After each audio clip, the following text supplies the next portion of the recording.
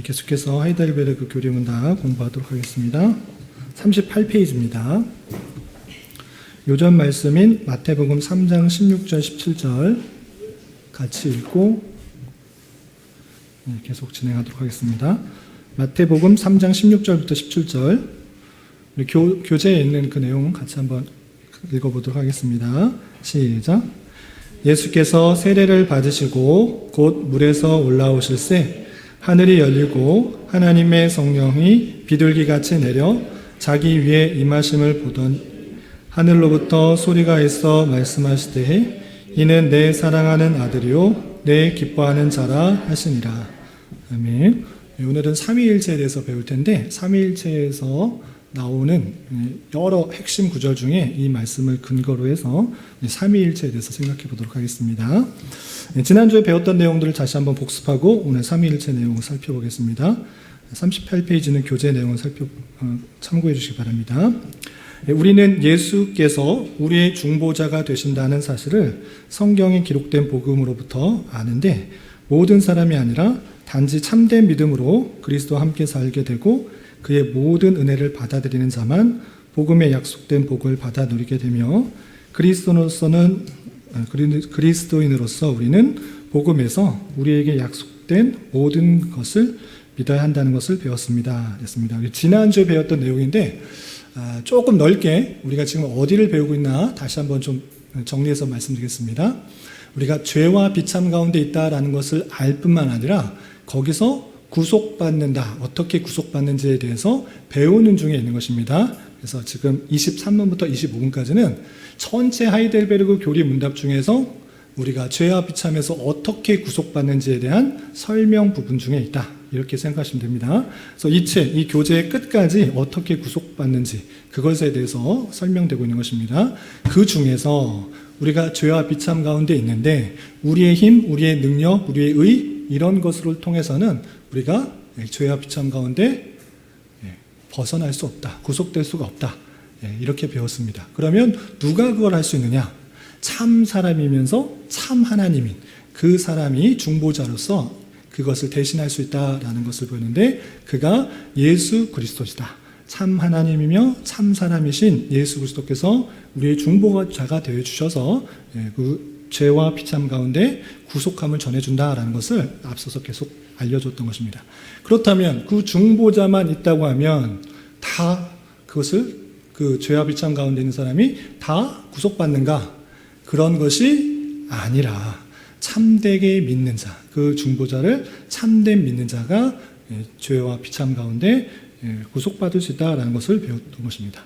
그래서 참된 믿음이 무엇인가를 지난주에 배웠는데 확실한 지식과 견고한 믿음, 참된 지식과 견고한 믿음, 그것이 참된 믿음으로써 우리가 그것을 예수 그리스도를 믿고 죄와 비참 가운데 구속된다라는 것들을 보여준 것입니다.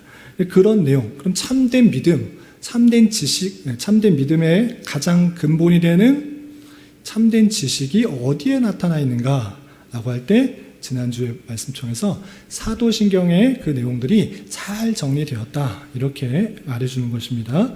그래서 오늘은 그 잘 정리된 그 내용, 사도신경 중에서 삼위일체 하나님에 대한 부분을 배우게 될 것입니다.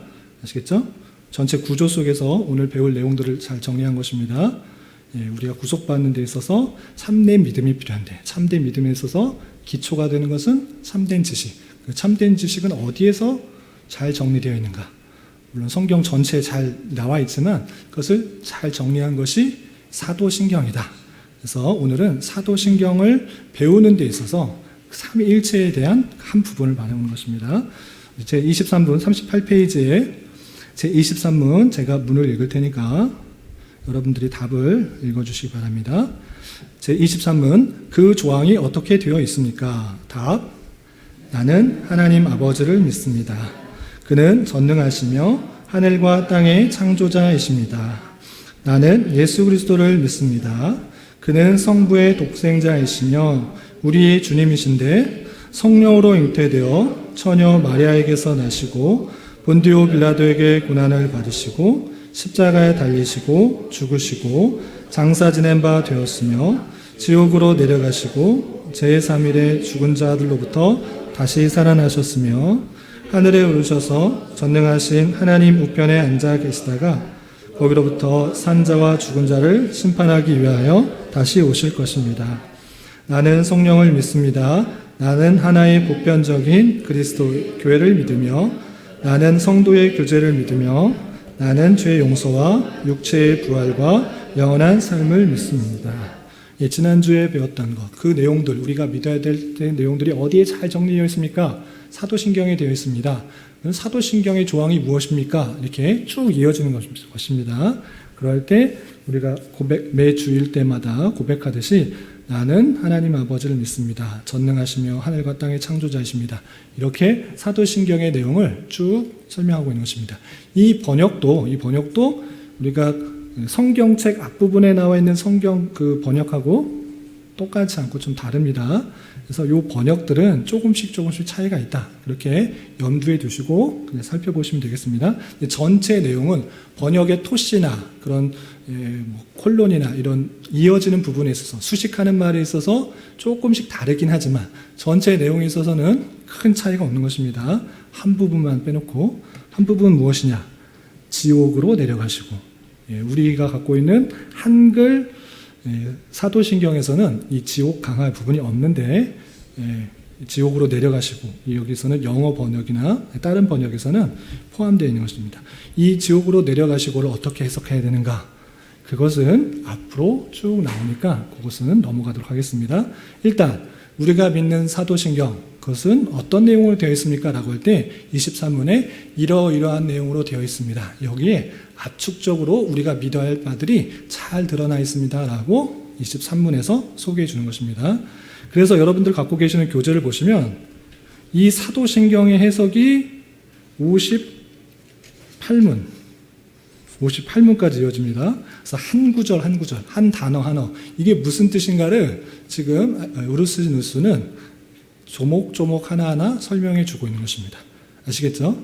우리가 그냥 예배 때마다 그냥 달달 외우듯이 눈 감고 처음부터 끝까지 무슨 생각인지 무슨 뜻인지 전혀 알지 못하고 그냥 주문 외우듯이 달달달달달달 외우는 경우가 종종 있는데 그러다 보니까 이게 무슨 뜻인지도 모르고 그냥 외우고 있는 경우가 많습니다. 그래서 우리가 예배 때마다 고백하고 있는 그 사도신경 그것이 무슨 뜻인지 우르시누스가 하나하나 설명해 주고 있는 것입니다. 58문까지 그 사도신경의 해설들이 나와 있다. 그 중에서 오늘 24문, 25문은 가장 핵심적인 그 하나님, 그 삼위일체 하나님에 대해서 간단하게 정리하고 있는 것입니다. 아시겠죠? 예. 제 24문 읽어보겠습니다. 제 24문 제가 문을 읽을 테니까 여러분들이 답변을 읽어주시기 바랍니다. 제 24문 이 조항이 어떻게 구성되어 있습니까? 답. 세 부분으로 구성되어 있습니다. 첫째는 우리의 아버지시오 창조주이신 하나님에 관한 것입니다. 둘째는 아들이시오 우리의 구속주이신 하나님에 대한 것입니다. 셋째는 영이시오 우리를 거룩하게 하시는 하나님에 관한 것입니다. 예, 사도신경 배우신 분들은 다 아시겠지만 자세히 보면 그 구조가 삼위일체 하나님에 대한 것입니다. 성부 하나님, 성자 하나님, 성령 하나님에 대한 고백이 사도신경인 것입니다. 그래서 여러분 38페이지에 23문 되어 있는 그 보시면 그 답변에 별표가 있잖아요. 별표가 몇 개 있습니까? 3개가 있죠.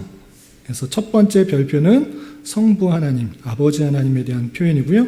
두 번째 별표는 예수 그리스도에 대한 우리의 믿음. 길게 되어 있고 마지막 세 번째 별표 나는 성령을 믿습니다. 그 부분은 성령 하나님에 관한 우리의 믿음, 믿어야 될 것을 요약하고 있는 것이다. 이렇게 생각하시면 되겠습니다. 그래서 적어도 우리가 참된 구원으로 나아가기 위해서 적어도 여기 이 내용들을 알아야지 그 안에서 확고한 신뢰 가운데 우리가 믿음으로 가는 구원에 이르게 된다. 이렇게 설명하고 있는 부분입니다. 그럼 다음으로 25분. 오늘은 빨리 끝납니다. 오늘 길지 않습니다. 오늘 핵심적인 내용들로 위주로 살펴보니까 25분 우리 읽어보도록 하겠습니다. 제25분 제가 문을 읽겠습니다. 신적 본질이 오직 하나이신데 어떻게 당신은 하나님을 아버지, 아들, 성령의 셋으로 부릅니까? 답. 그 이유는 하나님께서 친히 그의 말씀에서 그렇게 계셨기 때문인데, 이 세 구별된 인격들이 하나의 참되고 영원하신 하나님이십니다. 우리가 신앙을 갖고 있을 때 하나님을 믿는 신앙을 갖고 있는데, 그 하나님을 우리는 한 분 하나님이라 이렇게 말하는데, 사도신경에서는 세 부분으로 나눠서 창조주, 구속주, 거룩하시는 주, 아버지, 아들, 성령 이렇게 셋으로 말합니까? 하나님은 한 분 아니십니까? 왜 셋으로 말합니까? 라고 친절하게 물어주는 것입니다. 몰라서 묻는 거 아니고 여러분들에게 알려주시기 위해, 친절하게 설명해 주시기 위해 하나하나 궁금할 수 있는 것들을 소개해 주는 것입니다. 이렇게 신적 본질, 하나님은 한 분이시다 이렇게 분명히 표현되는데, 왜 아버지, 아들, 성령 셋으로 부릅니까? 라고 물을 때 답은 아주 의외로 간단합니다. 그 뭐냐? 말씀에서 그렇게 표현했기 때문에 그렇게 말한다, 이런 것입니다.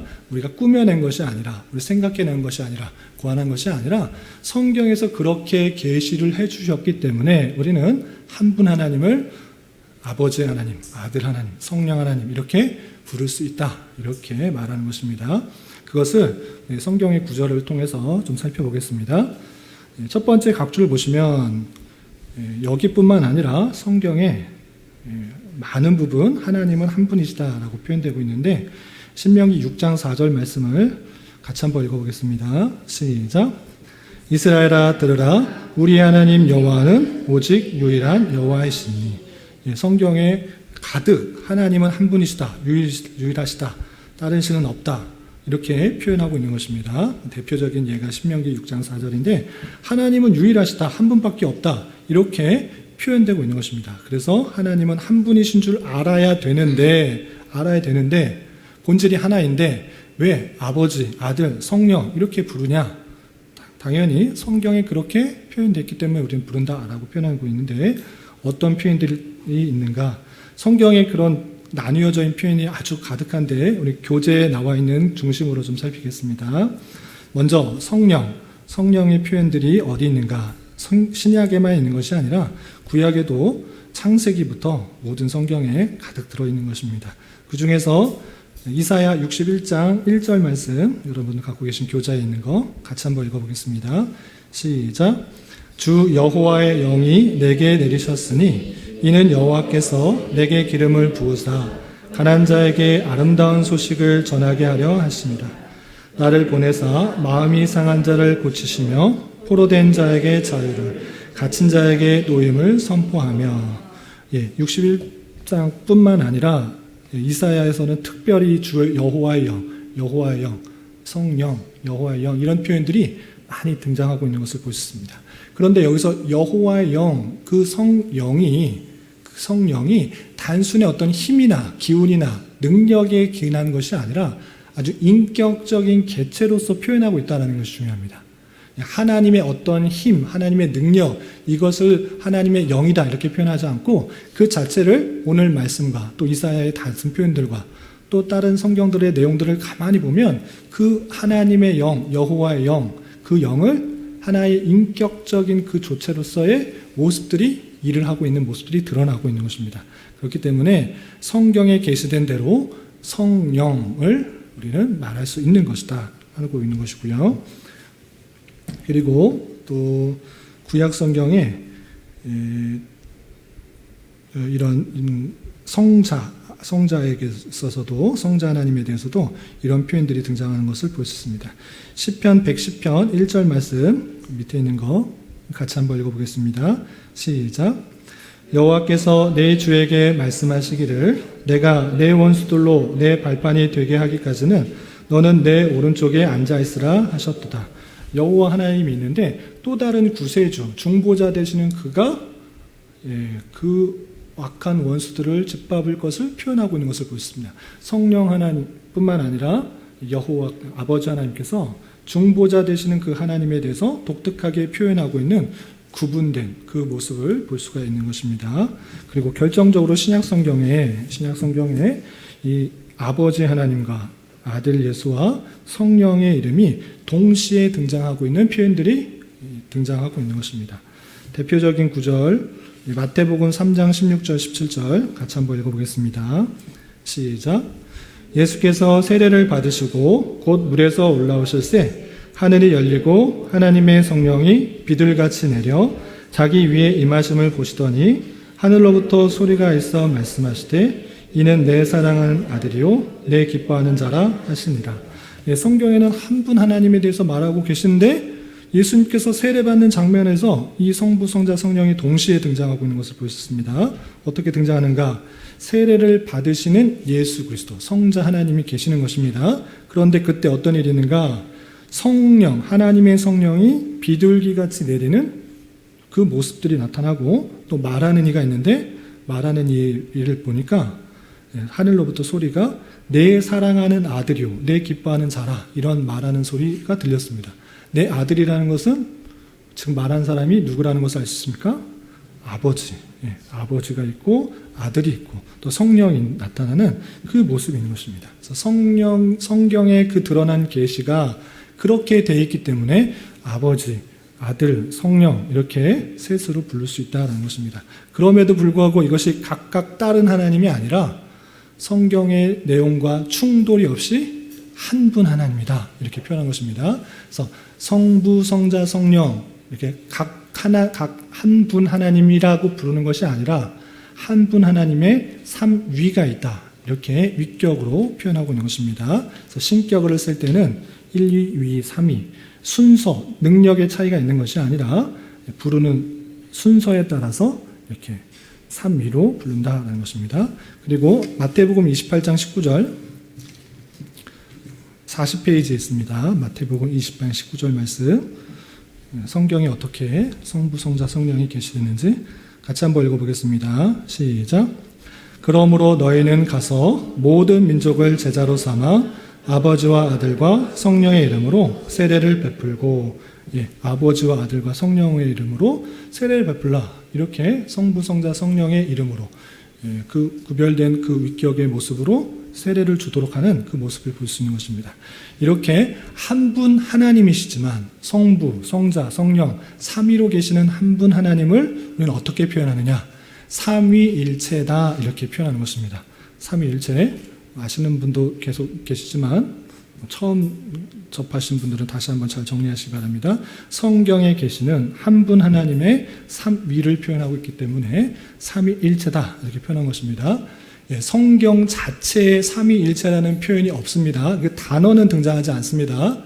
그럼에도 불구하고 성경 전체의 그 하나님을 가장 잘 이해할 수 있는 표현이 삼위일체이기 때문에 그렇게 신학적 용어를 쓰는 것입니다. 이보다 더 잘 표현할 수 있는 언어가 있으면 언제든지 바꿀 수 있는 것입니다.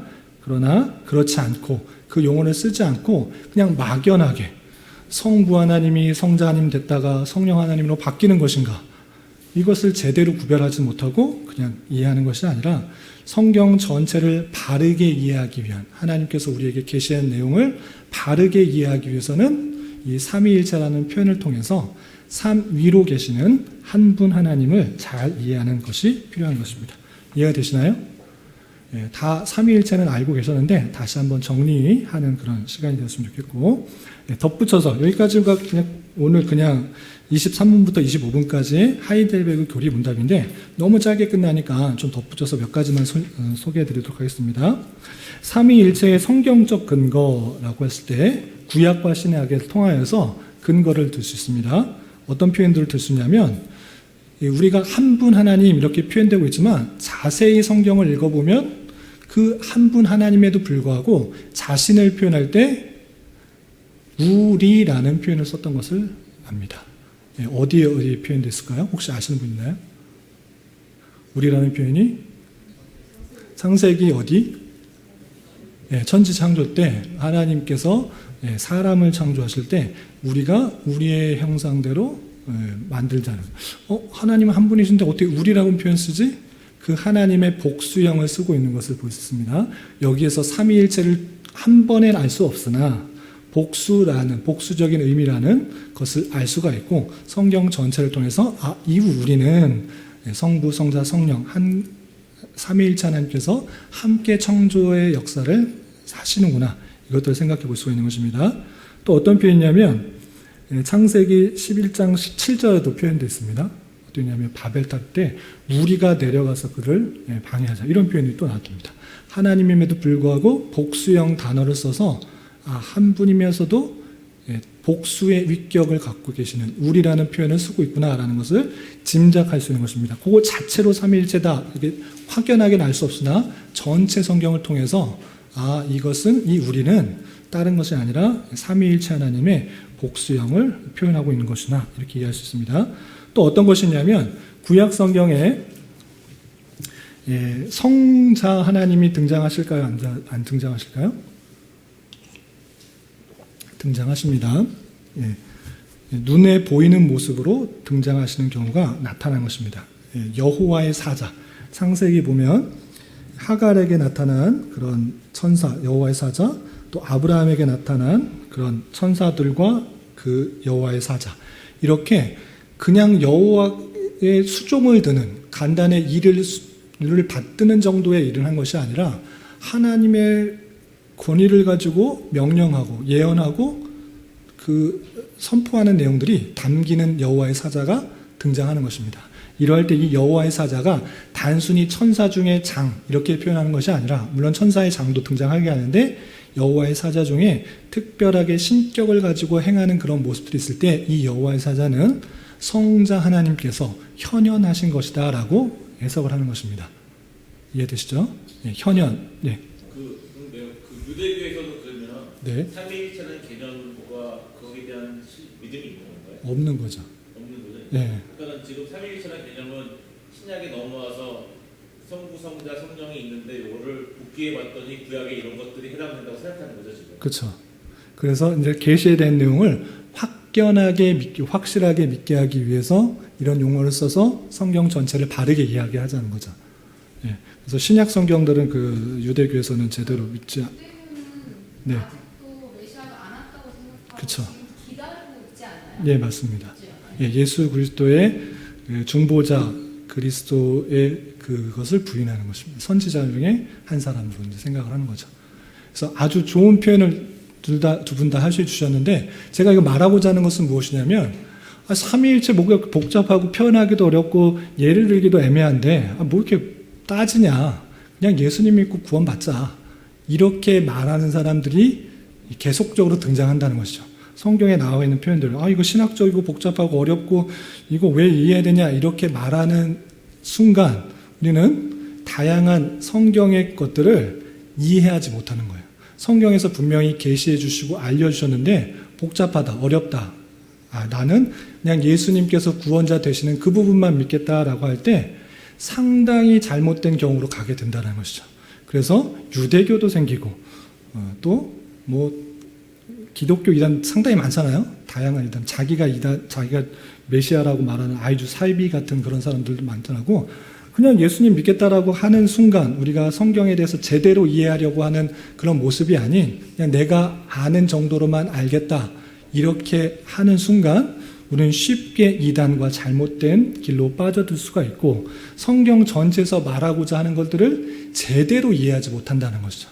여기서 우리라는 표현이 왜 우리라고 했지? 여기서 여호사자가 왜 나오지? 여호사자는 누구지? 그거를 잘 이해하기 위해서 이런 신학적 개념, 신앙의 선배들이 잘 정리해내온 신앙 고백과 그 내용을 통해서 성경을 바로 이해할 수가 있고 그래서 하나님의 은혜들과 하나님의 진리들을 바로 분별할 수 있는 것입니다. 그래서 삼위일체 몰라도 구원받는 데에는 지장이 없으나 우리가 기본적으로 알아야 될 내용인 이 내용을 통해서 하나님의 어떠한 무신을 더 깊이 잘 알 수 있는 것입니다. 그러니까 쉽게 말해서 예수님께서 돌아가실 때 한편에 있는 그 강도도 그냥 예수님 나를 낙원에 가게 해주십시오라고 해서 갔습니다. 그럼에도 불구하고 그 하나님에 대한 놀라운 사랑들을 다 알았는가? 삼위일체 하나님을 다 알았는가? 그러지 못할 가능성이 상당히 많습니다.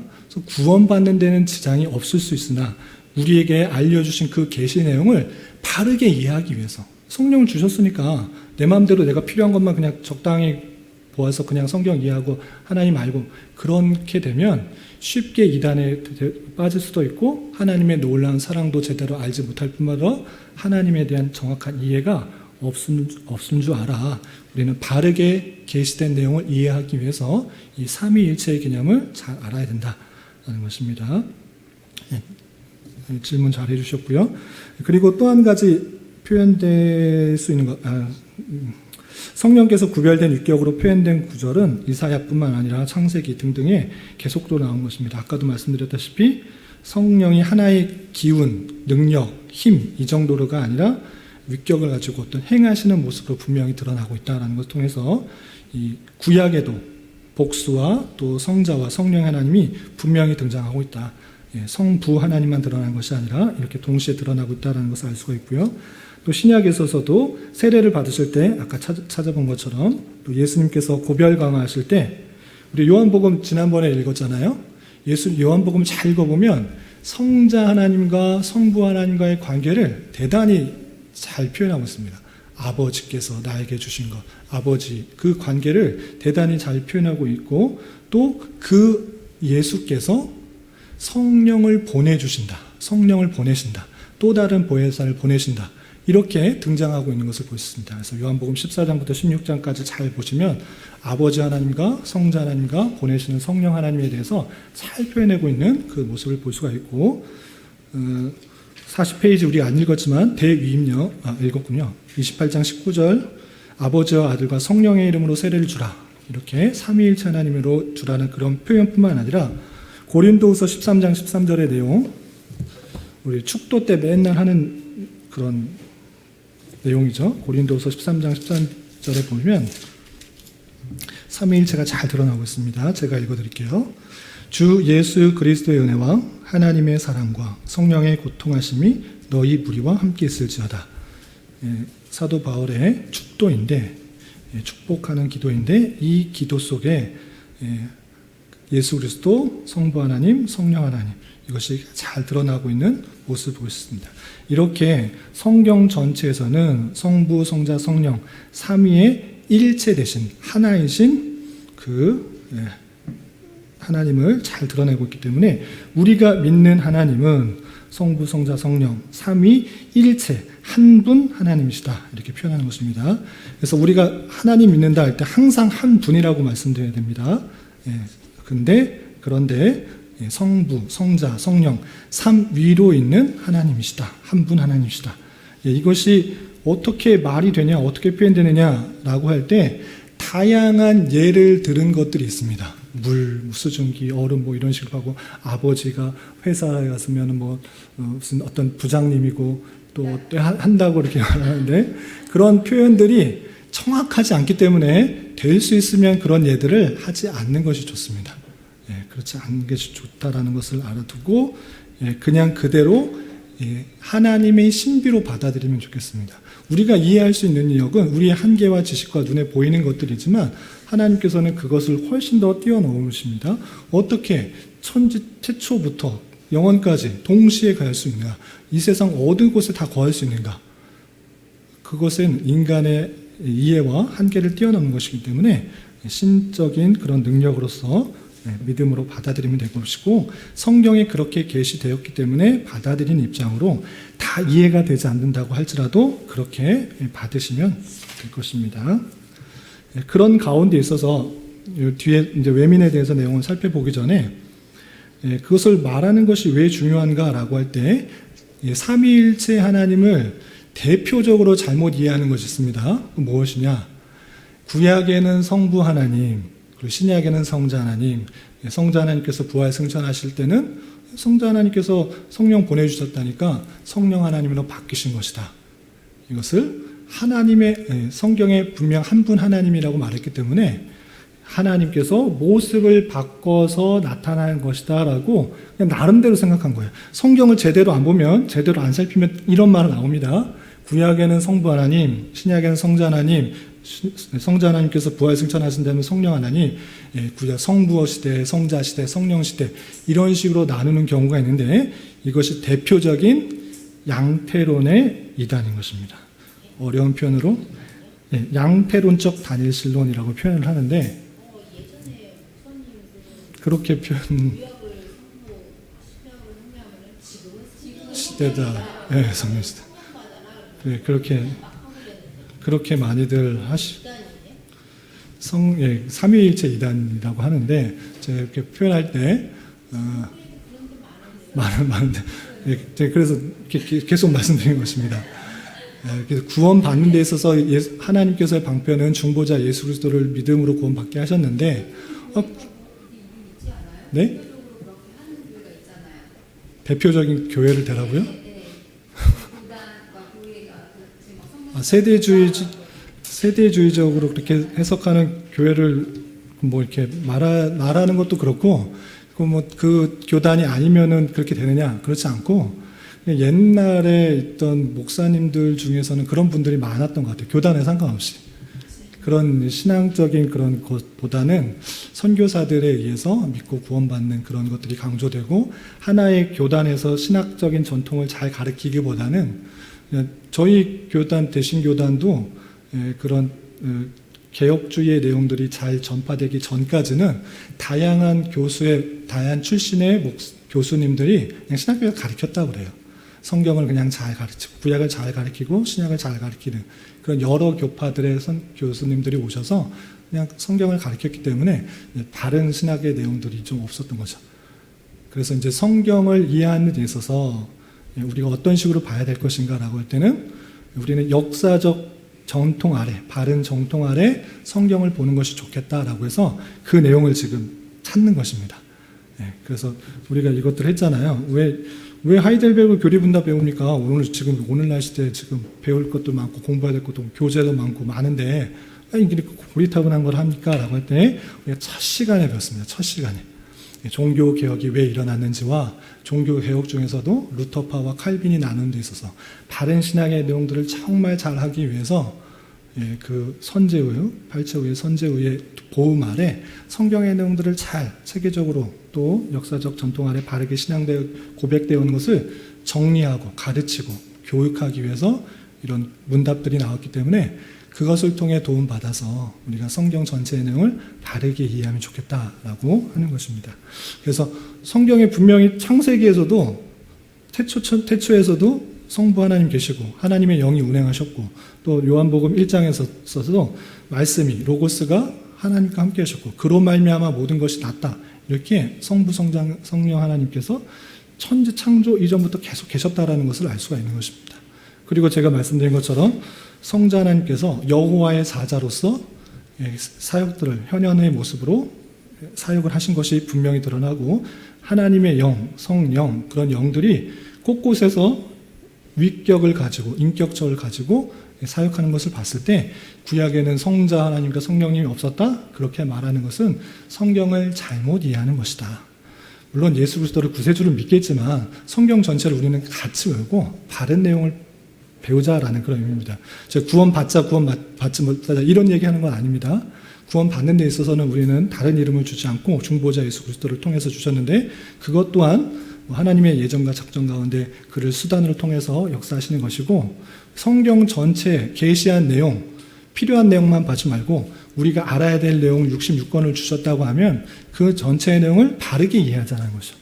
그런 취지에서 우리가 계속 성경론에 입각하여서 전체 성경에서 이걸 말하는 것이다 찾아보는 것입니다. 좀 정리가 되셨나요? 예. 그럼 40페이지 제가 빼놓은 거 없죠? 예. 그러면 네. 세대주의라는 게 주의가 복음주의, 개혁주의적 어떤 운동인 거잖아요. 그런 그 시대 그냥 세대를 나누는 것을 그냥 세대주의라고 하고요. 그게 아니라 아까 어떤 세대주의를 네. 더 지향하는 교단이나 그런 게 따로 있는 교파가 있는 게 아니라 네.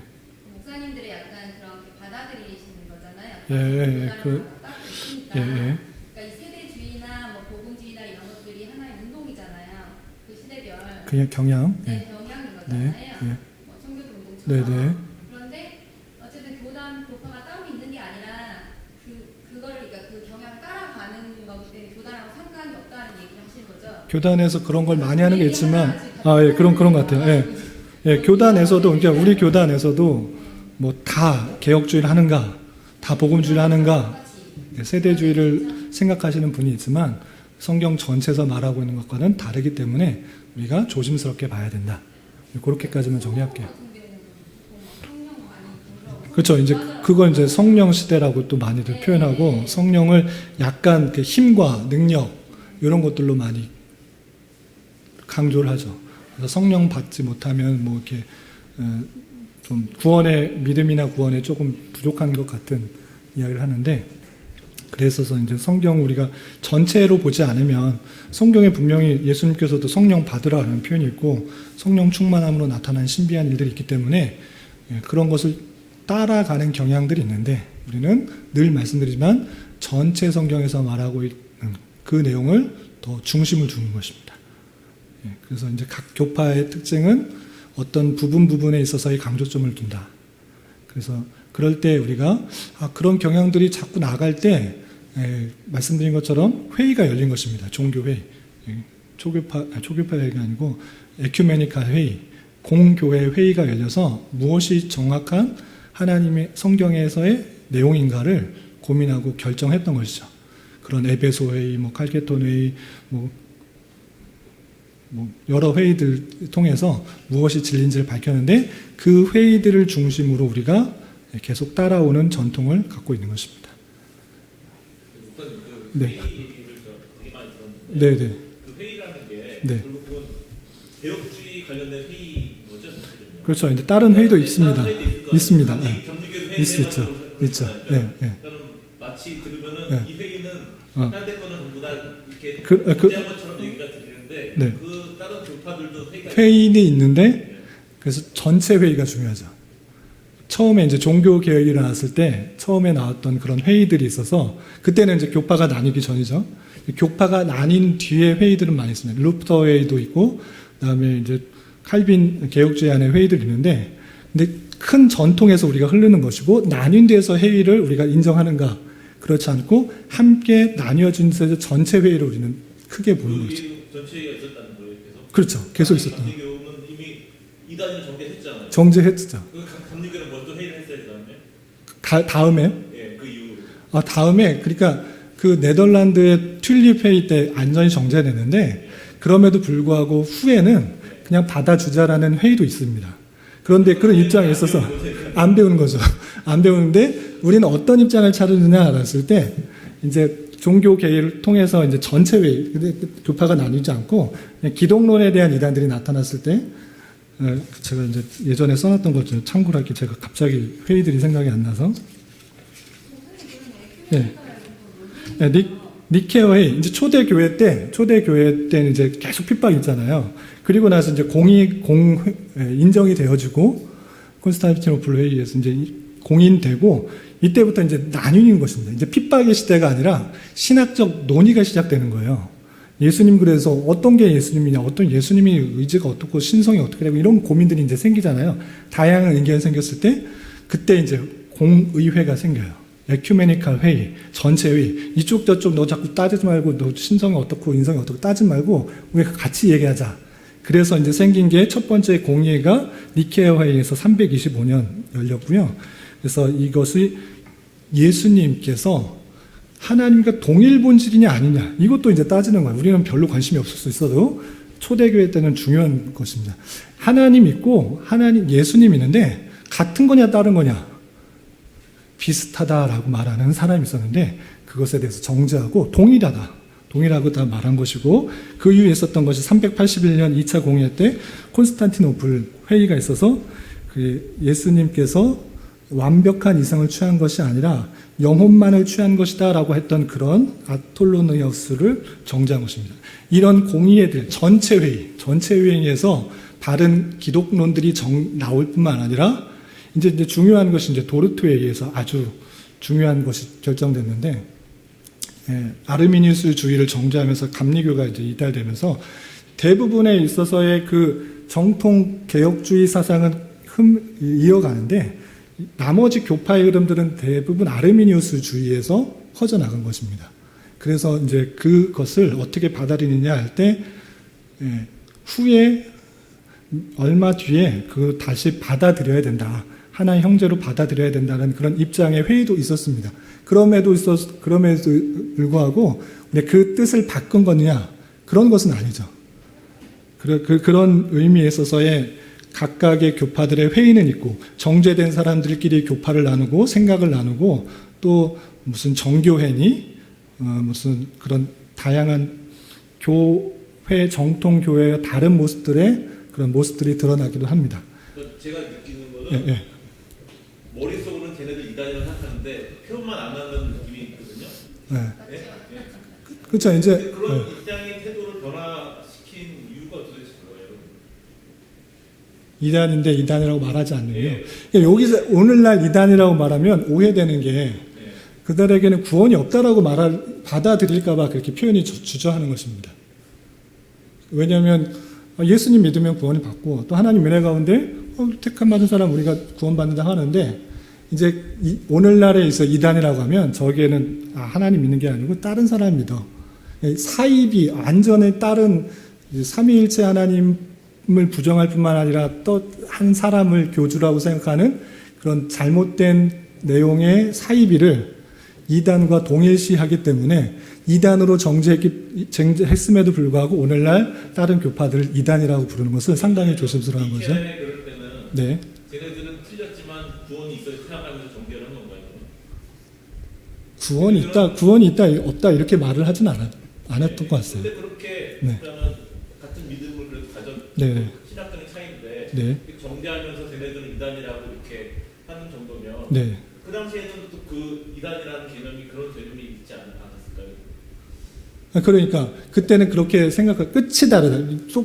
다른 것들은 같은데 끝이 다른 예수님의 신성에 대해서 다르게 유사 본질이라고 말하는 것이 다르기 때문에 이단이라고 했는데 거기에 있어서 구원이 있다 없다라고 말을 하진 않았죠. 이단이라는 것은 끝이 다르다는 건 구원이 없다는 얘기랑 거의 똑같은 얘기잖아요, 사실. 그건 오늘날에 그렇게 말을 하는데 여기서는 그렇게 생각하지는 않았다는 거죠. 판단을 만들어야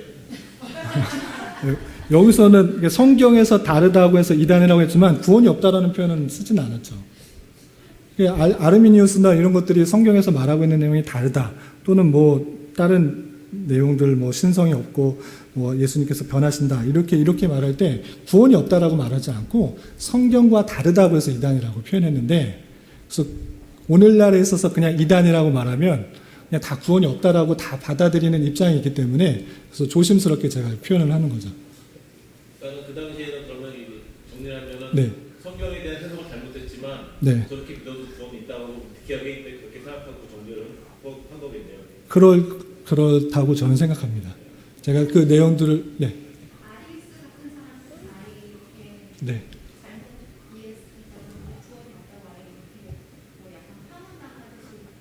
네, 파문당한 경우도 있는데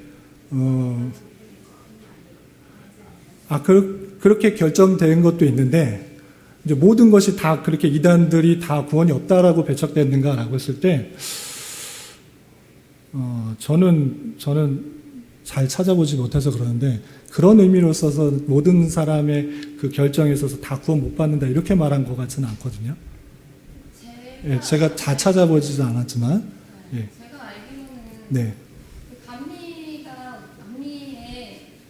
그런 이제 신학. 논리적인 신학적 교리 부분들이 구원의 조건에서 벗어나는 건 사실 아니잖아요. 그러니까 예수님을 믿어 그 계속의 은총을 믿어서 구원을 받는 거기 때문에 네. 예수를 믿잖아요. 그러니까 구원이 없는 건 아니지만 신학적인 교리가 조금 이제 해석이 다른- 잘못됐다. 네. 왜냐면 거기는 이제 애종을 믿지 않고 인간의 선택이라고 믿는 거고 예, 그 다음에 부분 타락, 먼저 타락을 믿지 않는 거고 네. 튤립, 모델 교육 예. 거기서 벗어나는 항목이 그 한 3가지인가 4가지 정도 아니 5가지 다 다르기 때문에 그걸 반박한 게 튤립의 내용으로 정리가 된 거고요. 예, 그래서 이제 그들이 정죄되었는데 그래서 구원이 없다라고 말할 수가 없는 거잖아요. 근데 저희 최공주 성도님이 저에게 알려주신 건 뭐냐면 그 회의에 있어서 아리우스 같은 경우는 구원에서 이탈되었다라고 발표한 경우도 있다라고 이렇게 말씀해 주신 거예요. 예, 그래서 그 모든 것을 제가 찾아보지 못해서 모든 회의에 있어서 정죄했을 때 모든 것들이 잘못됐을 때 여기에는 구원이 없다라고 말했는지는 제가 잘 못 찾아봤다. 그러나 이제 최공주 성도님이 배우신 걸로 알려주시기로는 아리우스를 정죄할 때 이 내용에 있어서는 구원이 없다라고 또 있다라고 알려주신 거죠. 그래서 그것들은 그렇게 했는데 말씀드린 것처럼 모든 것에 다 이제 이단을 정죄할 때 여긴 구원이 없다라고 말했는지는 제가 모르뿐만 아니라 그러지 않은 것 같다. 그러니까 아까 말씀하신 것처럼 우리가 그냥 물론 감리교회 신학이 성경 전체의 내용과 많이 다르고 좀 이렇게 하지만 그럼 감리교회 구원이 없다라고 말하는가? 뭐 성결교, 침례교, 순복음교 뭐 등등등 교파들이 다 구원이 없는가? 우리하고 내용이 다르기 때문에 구원이 없다라고 말하는가? 우리는 그렇게 받아들이지 않는다는 거죠. 그냥 교파로 하는 것인데 제가 이제 설명을 드리기는 이 단이라는 것은 그때 당시에는 성경의 내용들을 바르게 알지 못하고 다른 내용들을 했기 때문에 성경의 정통이 무엇인지를 알려주고 결정하고 끝이 조금 다른 사상을 갖고 있는 것을 이단으로 정죄했다. 네, 성경에서 바르게 말하고 있는 것과는 다르게 말했다. 그런데 같이 다르다는 거는 서로 못 간다는 얘기 아니에요? 아니 성경의 지옥에 간다는 얘기라고 알고 있는데요? 끝이 다르다. 네. 그 끝이라는 게 천국이냐 지옥이냐. 아니, 그러면은 그렇게 이해하셔도 좋은데 아까 좀 전에 말씀하신 것처럼 이제 도르트 웨이 때 알미누스 저희의 던질 때 예. 서로 그러면은 인정해주자, 서로 인정하자고 그러니까 서로 터치하지 않겠다라고 던지게 판정 던진 거잖아요. 서로 그러니까 터치하지 않겠다. 아니, 그것이 잘못된 들렸을 때 예. 예. 서로 터치하지 않겠다. 그러면 왜냐면 구원이 없는 게 아니기 때문에 예. 신학적 입장이 다른 것뿐이니까. 예. 그럼 인정하고 그냥 터치하지 않겠다. 그래서 그러니까 우리나라에서 정통교회라 하면은. 네. 순복음, 그 다음에 성결, 그 다음에 감리, 그 다음에 또 어디 있죠? 침례. 침례. 네, 5개만 같이 이제 개신교가 정통 개신교로 인정하던 건 그렇게 알고 있거든요. 그렇지만 천주교는 아예 또 다른 게 거의 이방 종교잖아요. 여기는 그러니까 천주교 교리 안에 네. 구원이 없는 거지만 그 안에 구원받은 사람이 없는 건 네, 아니다. 구원은 사람은 또 있을 수 있다. 네. 이렇게 보는 거잖아요. 그렇지만 아예 거기는 신학적이라든지 뭐를 아예 너무 다르기 때문에 이방 종교로 하는 거고요. 네. 그렇게 저는 알고 있습니다. 근데 5대 네. 교파들이 예, 서로 인정해 주는 걸로. 그러니까 그 교파들이 현재는 인정해 주는데 그 교판을 가지고 우리가 이단이라고 말할 수는 없는 거예요. 이단이라면 끝이 난 거기 때문에. 그러니까 이제 삼위일체에서 이제 쭉 나와서 그 삼위일체 부분에 있어서의 다양한 신학적 견해들 때문에 이단이다 이렇게 정해준 거거든요. 이단만 정해놓을 때 문제가 되는 거 아니에요? 정리가 한번 필요한 이유도 사실 이게 맨날 네. 이게 오후회계 때마다 조금씩 나왔던 얘기들이어가지고 한번에 정리는 좀 필요한 것 같긴 해요. 계속 나왔어요. 지금 한 3년이니까. 그러니까 이단이라는 표현이 구원이 있느냐 없느냐를 말하는 것으로 쓰이냐 않느냐가 이제 첫 번째 문제네요. 그렇죠. 첫 번째 문제. 그러니까 과거에도 그랬고 오늘날에 있어서도 그렇다라는 입장이라고 생각하면 그거 네. 궁금하긴 해요. 아까 네. 학생자님이 말씀하신 네. 궁금했던 거. 네. 그때 정말 구원이 없는 걸로 이단 전제를 했는 건지 네.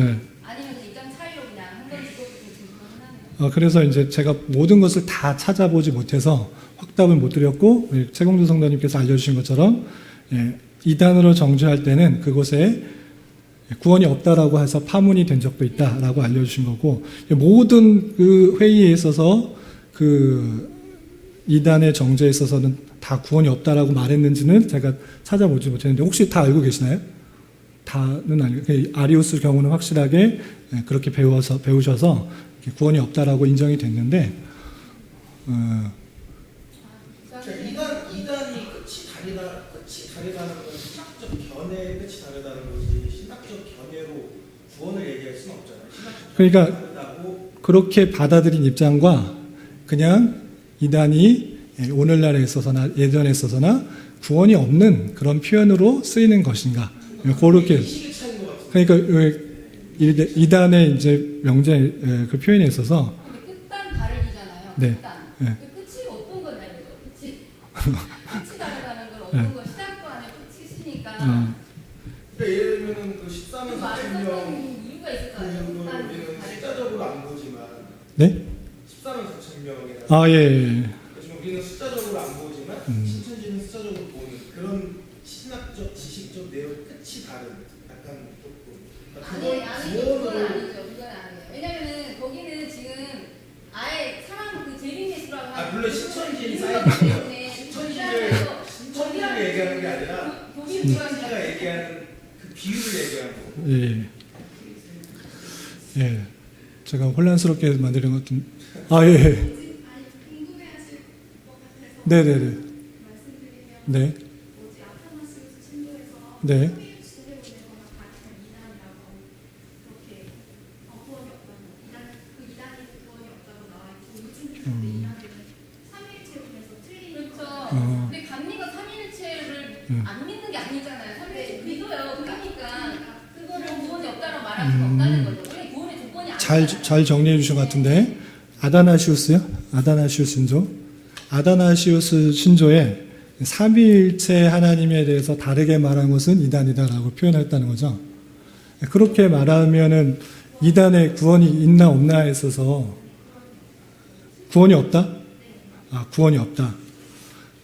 그러면은 이제 삼위일체 하나님을 예전에 못 믿었던 사람들, 그러니까 예를 들어서 우리의 신앙의 선배들은 다 이제 아버지가 집에서는 가장이요, 회사에서는 부장이요, 뭐 누구에는 아버지다, 뭐 이런 식으로 등등의 얘기를 들었잖아요.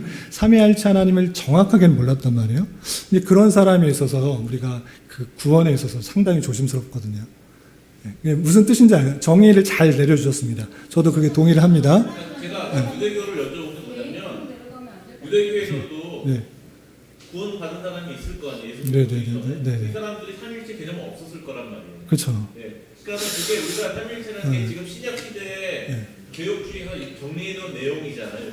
역으로 정리해놓은 내용이잖아요. 개념. 정통 신학에서 정리된 정리한 연습이죠. 거잖아요. 네. 있는 단어도 아니고. 네. 그러니까 제가 말씀드린 그거니까는 요거 가지고 지금 이 정리해놓은 내용인데 요거랑 맞지 않는 걸로 구원이 없다고 얘기하는 게 맞냐는 거가 되게 궁금한 거예요. 저는. 근데 구원이 없냐라고 이렇게 물어보셔서, 근데 그 아다나시우스에서는 삼위일체 이단을 구원이 없다라고 표현했는데, 그렇게 받아들이는, 그러니까 이단의 입장은 그렇게 정리하시면 좋을 것 같아요. 성경의 해석의 차이보다 삼위일체 하나님에 대해서 잘못 표현한 것을 우리가 이단으로 하면 그 아다나시우스 신조에서 그렇게 정의하면 좋을 것 같고, 그런데 이제 그 구원이 없다라는 문제에서 상당히 저는 좀 조심스러운 게 뭐냐. 왜냐하면 이제 예수님께서 십자가에 돌아가시는 그 입장에 있어서 개인의 차이지 개혁교회 다닌다고 해서 다 구원이 있는 건 아니잖아요. 개인의 네. 차이고. 그래서 그런 표현에 있어서의 표현은 좀 교회 다닌다 그래서 삼위일체 모르는 사람 되게 많아요.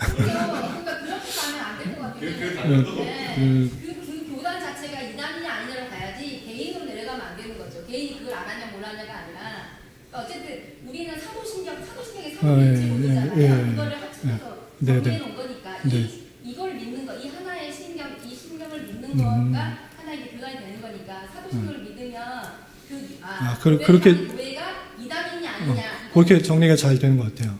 그래서 이제 그렇게 말해서 사도신경을 우리는 가장 기본으로 삼위일체가 잘 정리된 것이기 때문에 삼위일체를 고백하는 교단이냐 아닌가를 통하여서 이단 분별할 수가 있고, 그렇지 않다고 하면 구원이 교리 자체 속에서는 상당히 문제가 심한데 사람을 판단하기는 어렵다.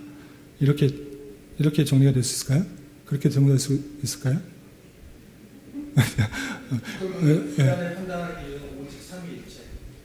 삼위일체 하나님의 입장을 어떻게 표현하고 있는가를 그냥 감리교회의 알미니안주의는 다 그런 교회 무시하고 이단을 삼위. 그러니까 저한테 설명해 주시는 거는 보통 개혁주의에서 감리교나 다른 교단은 이단이라고 보는데 그 이단으로 보는 게 성경에서 말하는 중심적인 내용을 완전히 벗어났기 때문에 이단이라고 얘기하지만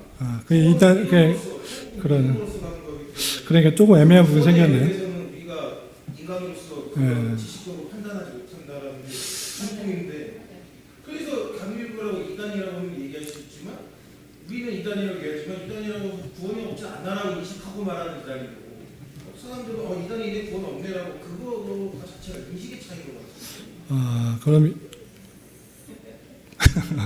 지금은 삼일체만의 내용은 아니고요. 출입에 반대되는 내용이. 그러니까요. 뭐 완민이랑 그런 것들을 다 통합해서 이단이라고 얘기하는 거기 때문에. 그러니까 삼위일체 하나님에 대해서는 감리교도 믿고 따를 텐데 이제 그 우리가 개혁주의 정통 성경 전체에서 말하고 있는 그 예정론과 선택과 그다음에 하나님의 견인 뭐 이런 내용들에 있어서의 내용을 반대하기 때문에 분명히 회의에서 이단으로 정죄를 했기 때문에 이게 좀 애매하네요, 진짜. 일단 그럼 이렇게 정리하겠습니다. 여기서 이단이라고 하는 것은 좀 오해될 수 있는데 오늘날 흔히 믿는 사람이나 안 믿는 사람이라고 말할 때 이단이라는 것은 구원이 없다라고 말하는 이단, 기독교가 아니다라고 말하는 이단일 경우가 상당히 많잖아요. 오늘날 흔히 그냥 믿는 사람이나 안 믿는 사람, 저 교회 이단이야, 뭐 신천지 이단이야, 뭐 이렇게 말할 때 이단할 때는 사이비 구원이 없는 그런 교단에 있어서의 그것을 말하는데 역사적으로 봤을 때 이단이라고 했을 때 구원 문제도 있지만 삼위일체에 대한 이단을 가지고 삼위일체에 대해서 다르게 말하고 있는 이단들, 그 이단들에서 이단으로 말했지만 그럼에도 불구하고 다른 회의들, 여러 회의들, 특별히 뭐 도르트 신조에서 도르트 신경에 있어서의 그 도르트 회의나 이런 것에 있어서는 삼위일체론보다는 실제 성경의 해석과 전체 정통에 있어서의 내용들을 말하는 그런 잘못 말하는 항변파들에 대해서 이단으로 정죄했기 때문에 역사적으로 봤을 때 이단이 끝을 다루는, 끝을 성경에서 전체에서 말하고 있는 역사적 개혁주의 정통 아래 그 내용과 다르게 말하는 것을 이단이라고 했다. 이렇게 좀 이해하시면 조금 혼란이 좀 줄어들지 않을까 생각이 듭니다. 조금 정리가 됐나요?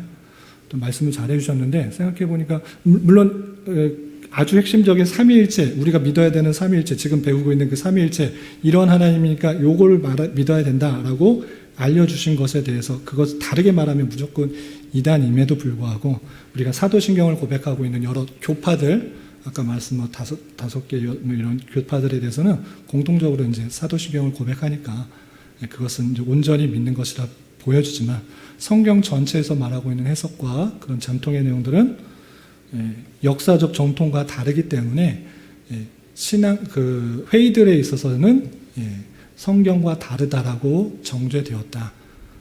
성경에서 바라고 말하고 있는 것과는 전체에서 말하고 있는 것은 다르다라고 말했다라는 의미에 있어서 이단으로 정죄되었다라고 생각하시면 좋을 것 같습니다. 이렇게 좀 정리할까요? 짧게 끝나려고 그랬는데 좀 길어졌네요. 그리고 그냥 41페이지 내재적 삼위일체, 경륜적 삼위일체인데 좀 신학적일 것 같아서 좀 설명을 안 드릴까 하는데 무슨 차이가 있냐면 하나님께서 그 존재 자체, 본질적으로 영원하게 그 삼위일체로 계시는 것을 내재적 삼위일체라고 하고요. 하나님께서 그 삼위일체 하나님께서 창조하시고 또 구속하시고 완성하시는 그 시간적 의미에 있어서 계시로 드러내는 데 있어서의 그런 하나님의 삼위가 드러난다. 그럴 때 경륜적 삼위일체라는 것입니다. 그래서 내재적 삼위일체는 그 존재, 그 본질 자체, 창세지전부터 영원까지 하나님의 그 본질 자체의 모습에 관계가 삼위일체다 하는 것이고 시간적 개념에 있어서의 하나님께서 드러내는 방식이 그렇게 해서 경륜적으로 삼위일체를 확인할 수 있다라는 것으로 정리하시면 되겠습니다. 아주 핵심적인 내용들인데 열띤 논의를 통해서 함께 좀 정리가 되었을 거라 생각하고 요약 읽고 마치겠습니다. 우리가 믿어야 할 내용은 다음 세 부분으로 구성되어 있습니다. 첫째는 우리의 아버지시오 창조주이신 하나님에 관한 것입니다. 둘째는 아들이시오 우리의 구속주이신 하나님에 대한 것입니다. 셋째는 영이시오 우리를 거룩하게 하시는 하나님에 관한 것입니다. 하나님은 삼위가 계시는데 아버지시오 창조주이신 하나님, 아들이시오 구속주이신 하나님, 영이시오 우리를 거룩하게 하시는 하나님이십니다. 하나님의 존재 방식이 바로 삼위일체 방식입니다. 라고 해서 우리가 믿어야 되는 그런 삼위일체 하나님이 사도신경에 잘 드러나고 있다라는 것을 배웠습니다. 그리고 다음 시간에 이제 한 절 한 절씩 한 문장 한 문장씩 그 뜻이 무엇인지를 계속 살피게 될 것입니다. 아주 길게 58문까지 사도신경 해석을 살펴보게 될 것입니다. 네, 되셨나요? 예, 그럼 기도와 마치겠습니다. 하나님 아버지 감사합니다. 우리가 믿어야 될 삼위일체 하나님이 어떤 분이신지를 오늘 하이델베르그 요리문답을 통해서 배웠습니다. 하나님께서 계시해 주신 성경의 말씀을 통하여서 내재적이고 또 경륜적으로 하나님께서 삼위일체 되심을 보여주셨는데 그분을 온전히 믿고 또 그분에 대해서 바르게 알아 하나님께서 우리에게 나타나신 것을 굳게 믿는 신앙으로 나아갈 수 있도록 인도하여 주시옵소서. 또한 우리 이 지식의 또 성경을 읽는데 바른 도움이 되게 하시고 성경을 바로 이해하여서 우리 삶으로 잘 적용할 수 있도록 은혜를 더하여 주시옵소서. 예수님의 이름으로 감사히 기도드리옵나이다. 아멘. 네, 마쳤습니다. 우리 5분 뒤에 우리 수련회 준비 모임 갖고요. 시간이 되시는 분은 청소 한 5분 정도 도와주시고 좀 바쁘신 분들은 돌아가셔도 좋겠습니다. 수고하셨습니다.